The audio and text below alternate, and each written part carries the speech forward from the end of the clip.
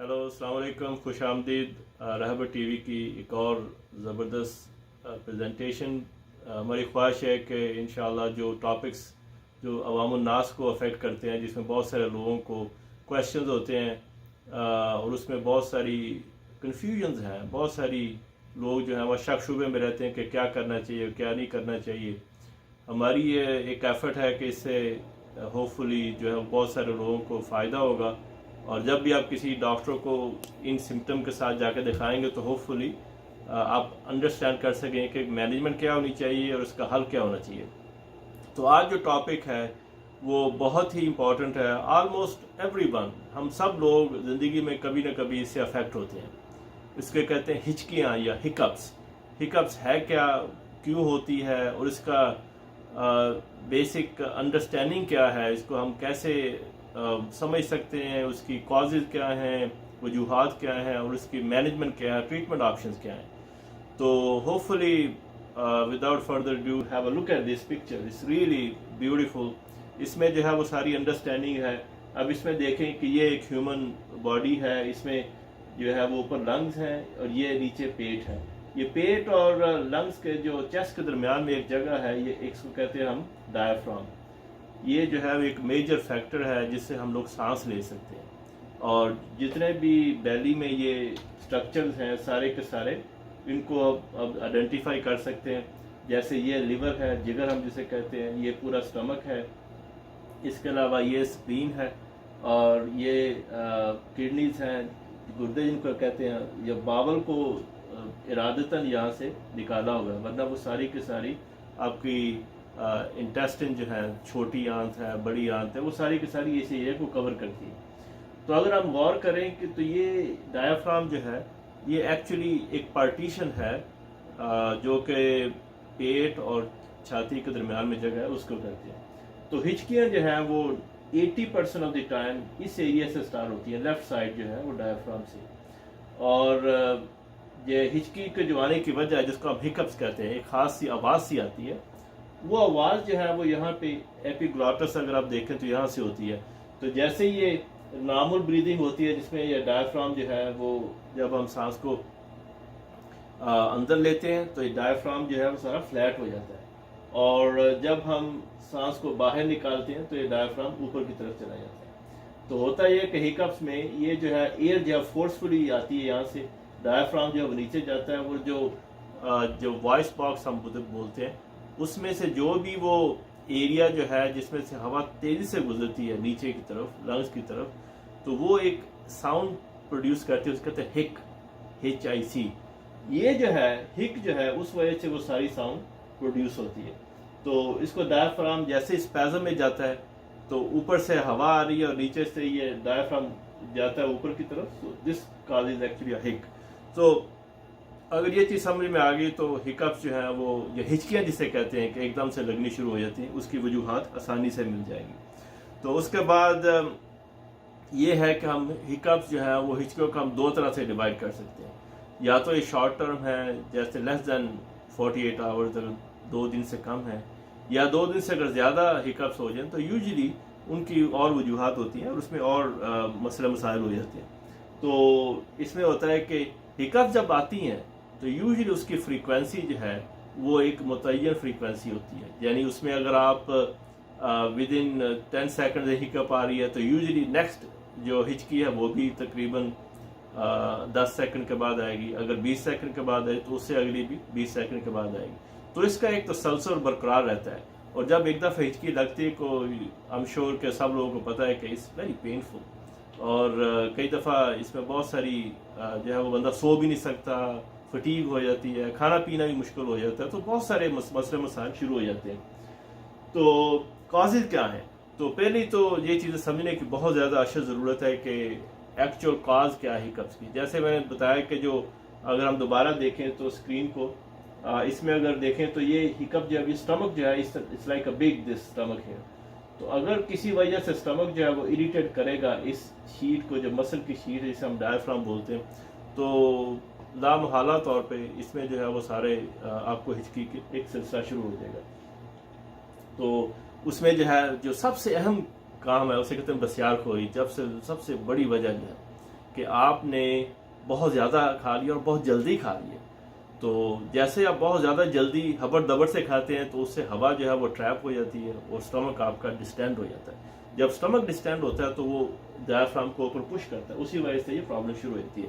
یا آپ نے بہت زیادہ تکے کباب اور بہت زیادہ کڑھائیاں شڑائیاں کھا لی اچانک سے, تو اس وجہ سے بھی وہ اسٹمک میں اریٹیشن ہو جاتی ہے. اس کے ساتھ on top of that soda شوڈا پی لیتے ہیں. تو اسی لیے رسول اللہ صلی اللہ علیہ وسلم نے, ہمارے نبی پاک نے بڑا خاص طور پہ کہا ہے کہ اگر آپ نے کھانے کو دوران میں پانی پیا تو یہ بہت بڑا مسئلہ ہو گیا. اگر اسپیشلی اب تو پانی چھوڑ کے ہم تو بہت زیادہ وہ ڈرنکس ہیں, کوک ہے, پیپسی ہے, یہ دوسری چیزیں جو کہ سوڈا ڈرنکس ہے جس میں سے کافی زیادہ کاربن ڈائی آکسائڈ کمپریسڈ ہوتی ہے, وہ جب پئیں گے تو اسٹمک اور زیادہ ڈسٹینڈ ہو جاتا ہے. تو وہ جو ہے اس وجہ سے وہ کافی زیادہ پرابلم ہو سکتی ہے. جب ایک دفعہ یہ ایک دم سے اگر آپ کھانا کھائیں گے اور بہت زیادہ مسالوں والے کھائیں گے تو اس سے کافی زیادہ پرابلم ہو سکتی ہے. اس کے علاوہ اسٹریس ہے, انگزائٹی ہے, اور کچھ میڈیسن بھی ایسی ہیں جس سے یہ پرابلم ہو سکتی ہے, ایسے اسٹیرائڈس ہیں. اور اس کے علاوہ کئی دفعہ الیکٹرولائٹ ابنارملٹیز ہے, میٹابولک ایشوز جو ہیں اس کی وجہ سے بھی یہ آپ کو ہیکپس جو ہے وہ ہو سکتی ہیں.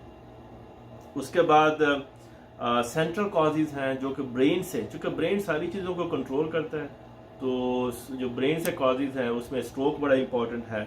اس کے علاوہ گرڈ جو جسے ہم کہتے ہیں گیسٹرو ایسوفیجل ریفلکس ڈیزیز ہے, یا انڈیجیشن کا پرابلم وہ ہو سکتا ہے, ایزما ہے, نمونیا ہے, کوئی بھی چیز جو ڈایافرام کو اریٹیٹ کرے گی اس میں انفیکشن کے چانسز ہیں وہ ہوگی. پریگننسی میں, حاملہ خواتین میں بھی یہ ایک ایشوز کریٹ ہو سکتے ہیں. اگین بیلی چونکہ بڑی ہے تو وہ ڈایافرام کو پش کرتی ہے, اس وجہ سے بھی پرابلم ہو سکتی ہے. اور کئی دفعہ کینسر والے پیشنٹ کیمو تھراپی پہ ہیں, ان کو بھی یہ پرابلم ہو سکتی ہے. تو ریمیڈی کیا ہے, یہ سب سے امپورٹنٹ ایشو ہے. اس ٹاپک کو ہم نے اس کو تھوڑا سا تفصیل سے ڈسکس کریں گے. ایک تو یہ کہ یہ ریمیڈی جو ہم اس کو کریں گے, یہ ٹوٹکے ہیں, بیسیکلی گھریلو ٹوٹکے ہیں. یہ بہت افیکٹو بھی ہیں, جنریشن نسلوں سے چلے آ رہے ہیں, اور کچھ اس میں ایڈیشن بھی ہے. ہوپ فلی آپ اگر پہ عمل کریں گے تو شارٹ ٹرم جو ہے وہ جو 48 آور یا اس سے کم کی جو ہیکپس ہیں اس میں کافی افاقے کے چانسز ہو سکتے ہیں. پہلی بات یہ ہے کہ جب جو بڑا tried and tested, I have tried, میں نے خود بھی اس کو کئی دفعہ دیکھا ہے کہ اٹ ورکس ویری ویل, کہ اگر آپ پانی لیں, ٹھنڈا ٹھار پانی, وہ برف والا آئسی پانی لیں, اس میں آپ اس کو چھوٹے چھوٹے گھونٹ لیں 7 ٹائمز, اور ساتھ یہ بھی کہیں بسم اللہ یا الحمدللہ, تو اس سے 2 بینیفٹ ہو گئے. ایک تو یہ کہ آپ تھوڑا سا ریلیکس ہوں گے, تو اللہ کا نام بھی آ رہا ہے, اور دوسرا یہ کہ آپ جو ہے اس میں یہ ایک ریمیڈی بھی ہے. تو آپ اس کو چھوٹا چھوٹا سپ لیں 7 ٹائم, چھوٹا سپ لیا, پھر پانی کو رکھ دیا گلاس کو, اس کے بعد دوبارہ سپ لیا, تو اس میں تھوڑا تھوڑا وقفہ دیں. تو تھوڑا تھوڑا وقفے کے بعد 7 سپس لیں, تو انشاءاللہ اس سے کافی ہو جائے گا, فائدہ ہوگا. دوسرا, اگر آپ اپنی ایک بریدنگ کر کے آپ اپنے بریتھ کو روک لیں, کوشش کریں کہ سانس کو روکیں. سانس کو روکیں گے تو 15-20 سیکنڈ یا جتنی بھی دیر آپ روک سکیں اس کو روکیں. تو یہ اس کو جو ہے تقریباً آپ 15-20 منٹ بعد دوبارہ کریں, تو انشاءاللہ آپ کو دیکھیں گے کہ اس سے بھی فائدہ ہو سکتا ہے. اس کے علاوہ جب آپ اس کو پانی پئیں تو اپنی ناک کو تھوڑا سا اوپر سے دبا دیں تھوڑی دیر کے لیے, فار فیو سیکنڈ, اس سے تھوڑا سا فرق پڑ جاتا ہے. چوتھا, کہ اگر آپ کے پاس لیمو ہے تو لیمو کے کو اگر آپ اس میں بائٹ کریں, تو اس کو کاٹ لیں یا ویسے کر لیں, تو اس کو اگر بائٹ کریں گے تو ایک دم سے جو لیمو کا اثر ہے اس سے آپ کو تھوڑا سا بینیفٹ ہوگا, کہ وہ اس کے ٹیسٹ کی وجہ سے ہیکپ پہ کافی افیکٹ پڑ سکتا ہے. تو یا چینی لے کے تھوڑی سی چینی لے کے اس کو کھائیں, یہ بھی ایک پرانا ٹوٹکا ہے, جس سے بھی کافی زیادہ بینیفٹ ہو سکتا ہے. یا آپ تھوڑا سا سرکہ جسے کہتے ہیں ونیگر کو تھوڑا سا پانی میں ڈال کے اگر آپ اس کو لیں گے تو اس سے بھی تھوڑا سا, اگر آپ غور کریں تو یہ ساری چیزیں, لیمن ہے, ونیگر ہے, ایون چینی جو ہے, اس سے جو ہے نا وہ آپ کے ٹیسٹ بڈ آپ تھوڑا سا کاؤنٹر کر رہے ہیں اس کے سارے افیکٹ کو, جو ہیکپس کے. تو یہ ایک بہت ایک اچھا سلسلہ ہو سکتا ہے. دوسری چیز آپ یہ لے سکتے ہیں کہ آپ ایک براؤن بیگ لے کے اس کے اندر سانس لیں, مگر میک شور بیگ کو پورے اپنے سر کے اوپر مت ڈالیں, اور اس کے تھوڑی دیر سانس لیں, اور بہت زیادہ چوکنگ والی سچویشن نہ ہو, تو اس کو تھوڑا سا احتیاط کی ضرورت ہے. اگر کوئی اس میں بچہ اس کو عمل کرنے کی کوشش کر رہا ہے تو میک شور کہ وہ بہت زیادہ اس کو وہ نہ سانس نہ کہیں بند ہو جائے. اس کے علاوہ یہ کر سکتے ہیں آپ اب ٹانگ جو ہے اس کو آپ باہر نکالیں، اس کو ہولڈ کریں، یہ بھی کر سکتے ہیں کئی دفعہ، اس سے بھی بینیفٹ ہوتا ہے. یا پھر آپ انگلی آل دی وے اندر لے جا کے ہاتھ پہلے دھو کے اچھی طرح، کرونا بھی آج کل پھیلا ہوا تو ذرا اس سے بچیں کہ انگلی جو ہے وہ آپ اندر گلے کے اندر لے جا کے صاف ستھرے ہاتھ کی تو وامٹنگ کے جیسے ہوتی ہے گیگ انڈیوس کریں تو اس سے بھی کافی زیادہ وہ فرق پڑتا ہے. کیونکہ جو نروز ساری اوپر سے آتی ہے، فرینک نروز ہے جو کہ اس کو جا کے ڈائفرام کو کنٹرول کرتی ہے، تو اس میں بھی تھوڑا سا کاؤنٹر افیکٹو کی وجہ سے تھوڑا سا فرق ہو جائے گا.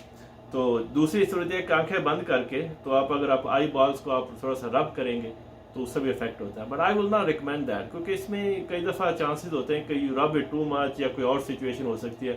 تو ہمارے پاس اور بھی 10-11 جو میں نے ٹوٹکے بتائے ہیں ان کو کریں. سو انشاءاللہ ہوپ فلی یہ آپ کو بالکل اس میں اثر بھی ہوگا اور آپ کو اس میں تھوڑا سا بینیفٹ بھی ہو جائے گا. اور اس کے علاوہ کچھ میڈیسن بھی اویلیبل ہیں جیسے کلورپرومازین ہے، بیکلوفین ہے، دوسری ہے. میں ریکمینڈ نہیں کروں گا، اگر آپ کو ہچکی 48 آور سے زیادہ ہوگی تو پلیز اپنے ڈاکٹر کو دکھائیں تاکہ وہ آپ کو اس کا مستقل حل، خدا نہ خواستہ کوئی دوسری انڈر لائن سچویشن نہ ہو. تو ہوپ فلی یہ ٹوٹکے جو ہیں آپ ان کو آزمائیں. اگر ہچکی لگ جائے تو 11 جو ٹوٹکے ہم نے بتائے ان کو آپ نے ٹرائی کرنا ہے. Hope fully you like it. Thank you so much for your attention.